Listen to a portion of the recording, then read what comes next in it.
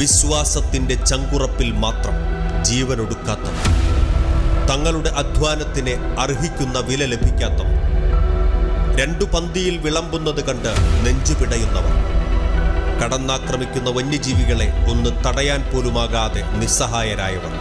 ഇവരുടെ രോദനം കാണുവാൻ ആരുമില്ല. കണ്ണീരിൽ മുങ്ങിയ കർഷകർ കണ്ണൂരിൽ സംഘടിക്കുന്നു. 100,000 പേർ അണിനിരക്കുന്ന ഉത്തര മലബാർ കർഷക പ്രക്ഷോഭം ഡിസംബർ 9-ന്. മൃഗങ്ങളെ വനത്തിൽ തന്നെ സംരക്ഷിക്കണം. അവരെ വനത്തിൽ സംരക്ഷിക്കുക അതിൻ്റെ ഉത്തരവാദിത്വം വനംവകുപ്പിനാണ്.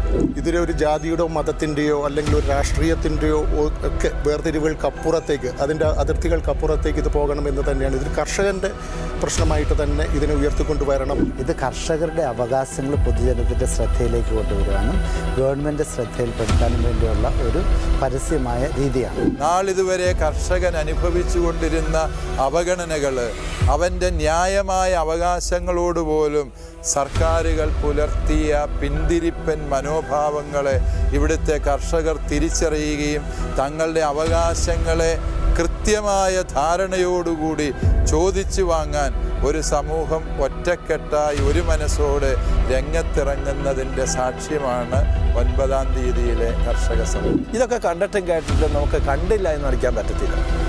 അത് നമ്മുടെ മനുഷ്യഹൃദയം ഉള്ളതുകൊണ്ട് തന്നെയാണ്. അവരുടെ ആവശ്യങ്ങൾ അവർ നമ്മുടെ പക്കൽ പറയുമ്പോൾ അവർക്ക് വേണ്ടിയാണ് നമ്മൾ നിലകൊള്ളുന്നത്. നിവർന്നു നിൽക്കണമവർ നിലപാടുകളുമായി, ഐക്യദാർഢ്യവുമായി. ഷെഖൈന ടെലിവിഷനും കണ്ണൂർ കളക്ട്രേറ്റ് മൈതാനിയിൽ നിന്ന് തത്സമയ സംപ്രേഷണം ഡിസംബർ 9-ന് രാവിലെ 9:30 മുതൽ നമ്മുടെ ഷെഖൈന ടെലിവിഷനിൽ.